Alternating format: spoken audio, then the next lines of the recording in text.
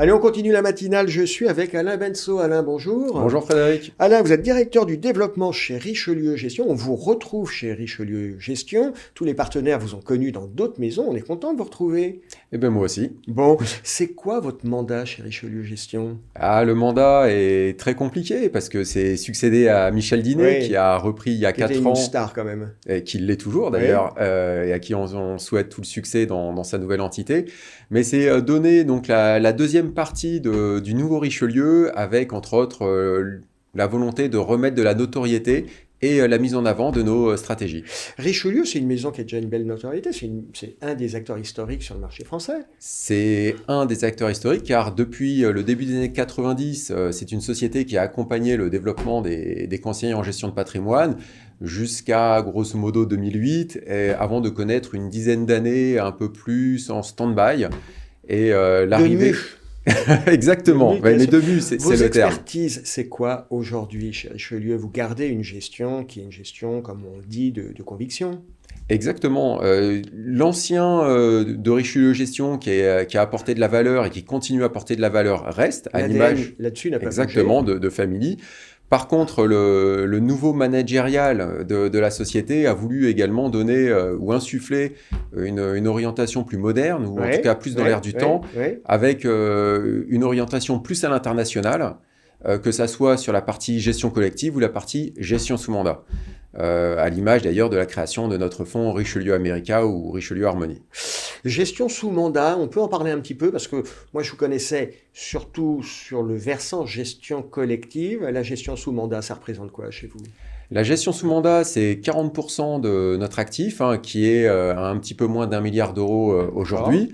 C'est une équipe de 4 personnes qui sont dédiées, avec quelques particularités. Par exemple, Alexandre Aizé, notre stratégiste, est directement en lien sur la partie allocation. Et ensuite, c'est 4 personnes qui sont responsables chacun d'une entité. Donc, ça va être quelqu'un qui va être dédié à la partie OPCVM, quelqu'un dédié au picking européen et une dernière personne dédiée... Sur les titres vifs. Exactement, sur les titres vifs. On est sur ces mandats de gestion en architecture ouverte. Nous sommes en architecture ouverte dès les premiers montants. D'accord, c'est clair. Alain, vous n'êtes pas le seul opérateur sur la place de Paris à faire du mandat. Qu'est-ce qui vous différencie? Qu'est-ce qui fait que je vais plutôt travailler avec vous? Alors, 3 raisons a priori. La première, c'est l'importance ou l'intégration d'Alexandre Aizé dans la partie stratégie et allocation. La deuxième, c'est une dimension de 4 personnes qui sont dédiées au quotidien à la gestion des portefeuilles. Et la dernière, c'est presque quelque chose qui est différent sur la partie stratégie, c'est le fait d'intégrer déjà, dès le début, plus de 50% d'investissement hors Europe. Hors Europe. C'est la capacité à sortir, entre guillemets, de sa zone de confort. Exactement. Et aller sur l'international. Voilà. C'est compliqué, ça. C'est compliqué, c'est pour ça qu'il y a plusieurs personnes qui sont dédiées. C'est également aussi une raison pour laquelle peu d'acteurs aujourd'hui le proposent.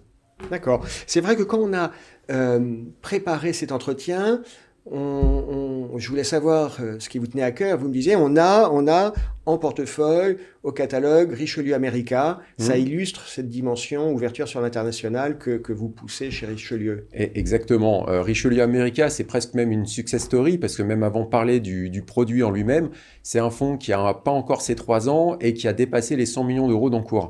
Donc pour nous, c'est une vraie réussite. Et ça s'explique comment? Pourquoi si je veux investir sur les États-Unis, pourquoi Richelieu America plutôt qu'un autre? Alors, on ne va pas commencer par la performance, parce que même si c'est un élément clé, la structure de gestion du fonds, qui est assez atypique, avec une poche qui, sur les dividendes aristocratiques, donc toutes ces sociétés qui ont cette faculté à avoir une croissance du dividende sur les 15 dernières années. Quelles que soient les conditions. Exactement, quelles que soient les conditions, y compris pendant la crise de 2008, par exemple.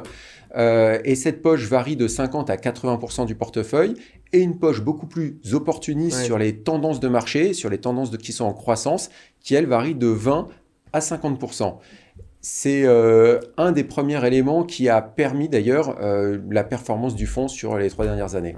C'est vrai que le dividende, on l'oublie, mais quand les marchés sont compliqués, ça a un effet amortisseur. Exactement. Et donc les sociétés qui sont capables de maintenir du dividende, quels que soient les environnements de marché, c'est privilégié. Exactement. Et c'est plus que maintenir, c'est une croissance. D'accord. En tous les cas, merci de ces lumières sur America. Et puis, surtout, merci de ne pas avoir parlé de ESG, parce qu'effectivement, tous mes invités me parlent de ESG, la main sur le cœur. Et donc, vous avez fait l'économie. Vous n'êtes pas ESG, vous seriez bien le seul. Eh bien si, nous sommes ESG, ça a été aussi un des énormes travaux qui a été fait sur les 4 dernières années. La totalité de notre gamme est article 8, donc Ouais. nous n'avons pas encore le label pour des raisons concernant la gestion sous mandat, mais par exemple notre fonds Richelieu America est article 8 avec une approche ESG à l'européenne. À Euh, l'européenne, ça veut dire quoi? Ça veut dire que dans certains fonds américains labellisés ISR, nous pouvons retrouver des sociétés d'armement, par exemple, Ouais. ce qui n'est pas le cas dans notre fonds. D'accord. Ok, donc il y a une certaine exigence, une certaine sélectivité. Ce fonds, Richelieu America, il a quel âge? Alors, il a 2 ans et demi. Il a été créé en décembre 2019. Et j'en profite. Et il est à peu près à 50% de performance depuis sa création, soit 10 points au-dessus de son indice. C'est clair. Merci Alain d'avoir été avec nous.